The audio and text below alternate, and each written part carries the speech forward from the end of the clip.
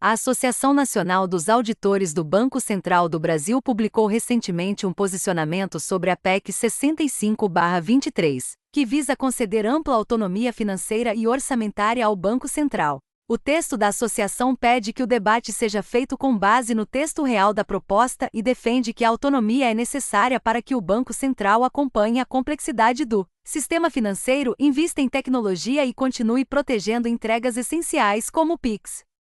No entanto, o que chama a atenção na nota não é o que está escrito, é o silêncio ensurdecedor sobre as questões estruturais da gestão econômica do país. Quando analisamos o debate em torno da PEC 65 sob a ótica do dever fiduciário e da gestão macroeconômica, percebemos que há elefantes na sala que estão sendo deliberadamente ignorados.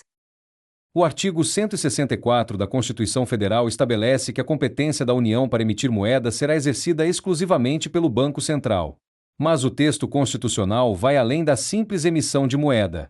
O Banco Central é o gestor fiduciário da riqueza do povo brasileiro. Seu cliente principal não é o sistema financeiro, não são os rentistas, não são os fundos de investimento. É o Brasil e seus cidadãos. Dever fiduciário significa que o gestor deve agir no melhor interesse do beneficiário, e não no seu próprio interesse ou no de terceiros. No caso do Banco Central, o beneficiário é o povo brasileiro. Toda política monetária, cambial e de supervisão deve ser avaliada pela pergunta fundamental: isso beneficia o Brasil como um todo ou apenas um segmento específico? A nota da associação não disse uma palavra sobre o dever constitucional de zelar pelo poder de compra da moeda. Nenhuma palavra sobre o dever fiduciário de gerir a economia em favor do povo. Nenhuma palavra sobre boa gestão. Esse silêncio não é acidental. O Brasil ostenta, há décadas, uma das maiores taxas de juros reais do mundo. Em maio de 2026, com a Selic em 14,50% ao ano e a inflação em torno de 5%, o juro real brasileiro beira os 9,5% ao ano, o segundo maior do planeta.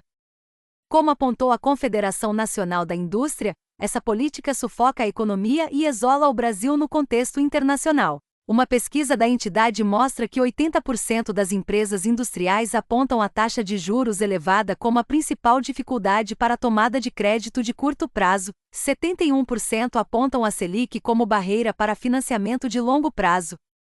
A justificativa oficial é que juros altos combatem a inflação. Mas essa lógica tem um problema fundamental: a inflação brasileira não é predominantemente de demanda. Ela é, em grande parte, de custo e de câmbio. Quando o real se desvaloriza, os preços sobem. Quando os custos financeiros das empresas aumentam por conta dos juros altos, esses custos são repassados aos preços. Juros altos, portanto, retroalimentam a própria inflação que dizem combater. Isso não é política monetária. É estrangulamento econômico. Outro ponto completamente ausente no debate é a política cambial. O Brasil carece de um câmbio neutro, uma banda cambial nos moldes propostos por economistas como Bresser Pereira, que atue como fiel da balança entre o capital interno e o capital offshore. O mecanismo é simples e eficaz. O Banco Central intervém ativamente no mercado de câmbio, vendendo reservas quando o real está fraco demais e comprando quando está forte demais. O objetivo não é fixar o câmbio, mas diminuir a volatilidade e evitar choques inflacionários importados. Com um câmbio estável e previsível, a necessidade de juros reais estratosféricos desaparece. A Selic poderia ser reduzida gradualmente para níveis civilizados, no máximo 2% de juro real, liberando crédito, estimulando o investimento e promovendo o crescimento econômico sustentável. Lembremos a lógica original do tripé econômico, estabelecido em 1999. O câmbio gerencia o balanço de pagamentos. Os juros gerenciam a demanda interna. O superávit primário garante a solvência fiscal. Quando o câmbio não é gerido, os juros são usados para compensar, e o resultado é o estrangulamento da economia produtiva. Diante desse cenário de gestão econômica questionável, surge uma hipótese incômoda: a PEC 65 pode ser mais do que uma busca por eficiência administrativa. Ao transformar o Banco Central em uma entidade pública de natureza especial, fora do orçamento da União, a proposta levanta preocupações legítimas sobre a responsabilização de seus diretores. A Lei 7.492 de 86, a Lei dos Crimes contra o Sistema Financeiro Nacional, prevê, em seu artigo 4º, parágrafo único, penas de 2 a 8 anos de reclusão para a gestão temerária de instituição financeira. Segundo o Superior Tribunal de Justiça, Esse crime é caracterizado pelo desprezo pelas normas de conduta inerentes à gestão de uma instituição financeira, com potencial para causar danos à coletividade. Se uma política de juros reais que sistematicamente estrangula o setor produtivo, destrói empregos, encarece o crédito e beneficia desproporcionalmente o capital financeiro rentista, configura um desvio de finalidade e uma violação do dever fiduciário, a pergunta que se impõe é: por que ninguém discute isso? E mais importante, a autonomia ampliada pela PEC 65 dificultaria ainda mais qualquer tipo de responsabilização? A associação afirma que debate sério exige leitura do texto, responsabilidade institucional e compromisso com os fatos. Concordamos plenamente. E é exatamente por isso que exigimos que o debate inclua as perguntas que estão sendo evitadas. Primeiro, quem deve a quem? O Banco Central deve explicações e resultados ao povo brasileiro, seu verdadeiro cliente fiduciário.